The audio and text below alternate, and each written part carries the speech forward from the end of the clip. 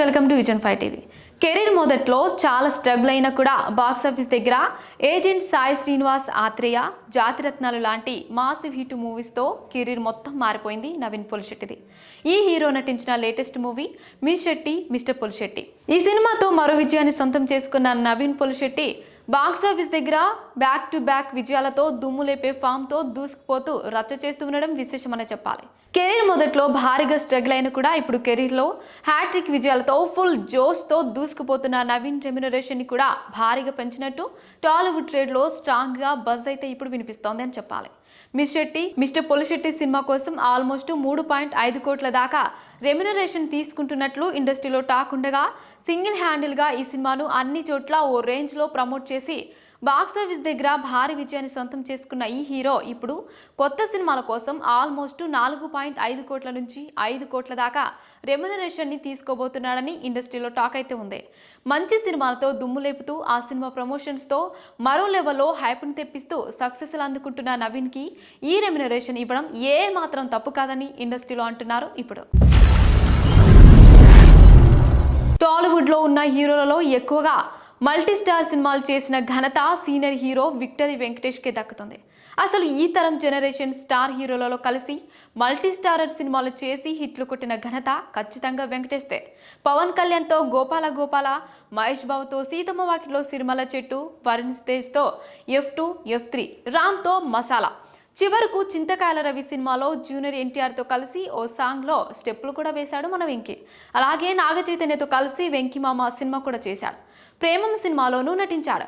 ఇలా పాత్ర డిమాండ్ చేస్తే ఎలాంటి హీరోతో అయినా స్క్రీన్ షేర్ చేసుకునేందుకు వెంకటేష్ ఎప్పుడూ ముందు వరుసలో ఉంటాడు. తాజాగా వెంకటేష్ మరో అదిరిపోయే మల్టీ స్టారర్ సినిమాకు ఓకే చెప్పినట్టు తెలుస్తోంది. మాస్ మహారాజ్ రవితేజ వెంకటేష్ కాంబినేషన్లో ఓ సినిమా తెరకెక్కుతున్నట్టు తెలుస్తోంది. ఈ ఏడాది రవితేజ చిరంజీవి కాంబినేషన్లో వచ్చిన Waltair Veerayya cinema super hit అయింది. రవితేజ మైత్రి మూవీ బ్యానర్లో ఒక సినిమా చేయాల్సి ఉంది. ఇప్పుడు రవితేజ బిజీ షెడ్యూల్లో ఉండడంతో ఆ సినిమా కొంతకాలంగా హోల్డ్లో పెట్టారు.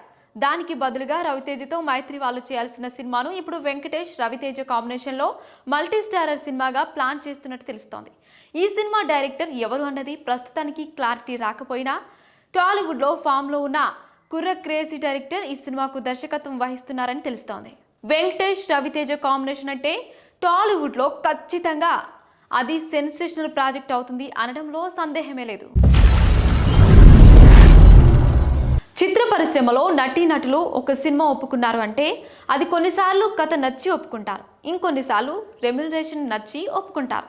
ఇక ప్రస్తుతం రెమ్యునరేషన్స్ విషయంలో హీరోయిన్స్ చాలా పర్టికులర్గా ఉంటున్నారు. మార్కెట్లో తమకు ఉన్న పాపులారిటీని బట్టి అందుకుంటున్నారు. ఇక కొన్నిసార్లు స్టార్ హీరో సినిమాలో చేసేటప్పుడు అటు ఇటు చూసుకున్నా కొత్త హీరోలతో చేసేటప్పుడు మాత్రం అస్సలు తగ్గేదేలే అని అందినంత తీసుకుంటూ ఉంటారు. ఇప్పుడు స్టార్ హీరోయిన్గా కొనసాగుతున్న సమాంత ఒకప్పుడు ఒక సినిమా కోసం దాదాపు 6 కోట్లు విలువ చేసే బంగ్లా తీసుకుందని వార్తలు వినిపిస్తున్నాయి. ఆ సినిమా ఏదో కాదు, అల్లుడు శ్రీను. నిర్మాత బెల్లంకొండ సురేష్ గురించి ప్రత్యేకంగా చెప్పాల్సిన అవసరం లేదు. ఇక అతని కొడుకుగా బెల్లంకొండ సాయి శ్రీనివాస్ అల్లుడు శ్రీను సినిమాతో టాలీవుడ్కి ఎంట్రీ ఇచ్చాడు. నిర్మాత కొడుకు ఎంట్రీ అంటే ఏ రేంజ్లో ఉంటుందో ఈ సినిమా కూడా ఆ రేంజ్లోనే ఉంది అని చెప్పుకోవడంలో అతిశయోక్తి లేదు. వివి వినాయక్ ఈ సినిమాకు దర్శకత్వం వహించగా అప్పుడు హీరోయిన్గా ఉన్న శామ్ ఈ సినిమాలో శ్రీనివాస్ సరసన నటించింది. ఒక అప్కమింగ్ హీరోతో సమాంత నటిస్తుంది అనేసరికి అందరూ షాక్ కూడా అయ్యారు. అయితే ఈ సినిమా కోసం శామ్ భారీగానే రెమ్యునరేషన్ తీసుకోవడం వల్లనే ఒప్పుకుందని తెలుస్తోంది. మొదట్లో శామ్ ఈ సినిమాను ఒప్పుకోలేదని, ఆ తర్వాత బెల్లంకొండ సురేష్ శామ్ను ఒప్పించడానికి 6 కోట్ల బంగ్లా గిఫ్ట్ ఇచ్చాడని, అందుకే ఆమె హీరోయిన్గా చేసిందని టాక్. అయితే ఈ సినిమా యావరేజ్ టాక్ను అందుకుంది. ఆ తర్వాత నుంచి బెల్లంకొండ శ్రీనివాస్ హీరోగా నిలబడడానికి ప్రయత్నాలు చేస్తూనే ఉన్నాడు. ఇక ఈ వార్తపై నెటిజన్లు తమదైన రీతిలో స్పందిస్తున్నారు. తప్పేముంది, అది కూడా రెమ్యునరేషనేగా అని కొందరు, కొత్త హీరోలతో చేయడానికి ఆ మాత్రం తీసుకోవడంలో తప్పులేదని ఇంకొందరు చెప్పుకొస్తున్నారు. అయితే అసలు ఇందులో నిజమెంత అనేది తెలియాల్సి ఉంది.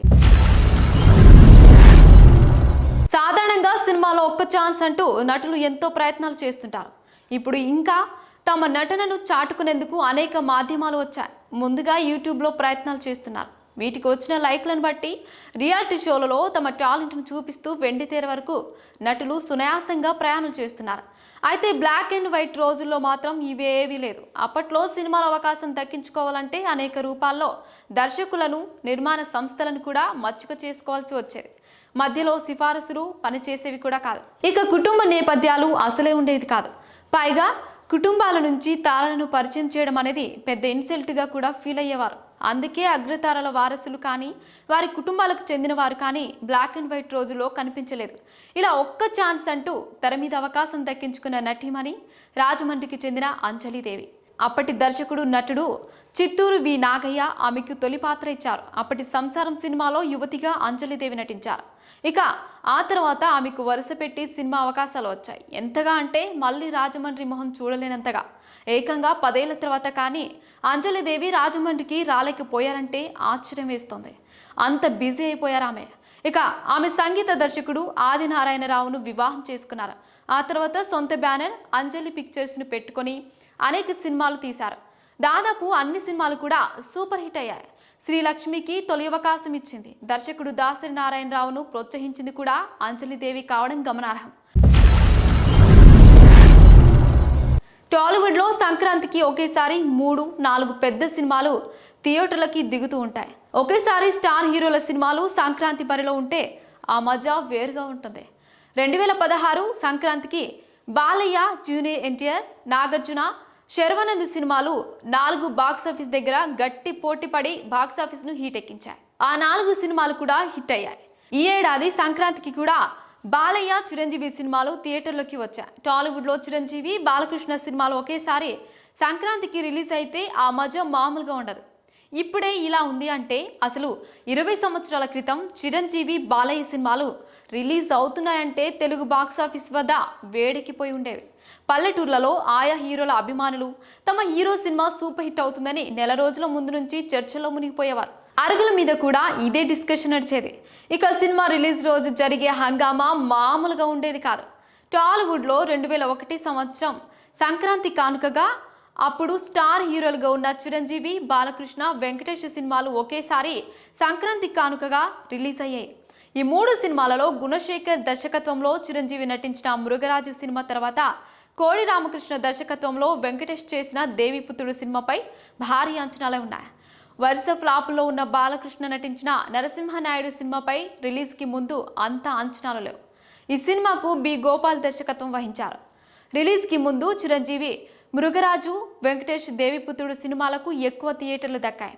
నరసింహనాయుడు సినిమాకు చాలా లిమిటెడ్ థియేటర్లు మాత్రమే వేశారు. జనవరి 11న నరసింహనాయుడు, మృగరాజు సినిమాలో ఒకే రోజు రిలీజ్ కాగా జనవరి 14న వెంకటేష్ దేవిపుత్రుడు సినిమా థియేటర్లకి వచ్చింది.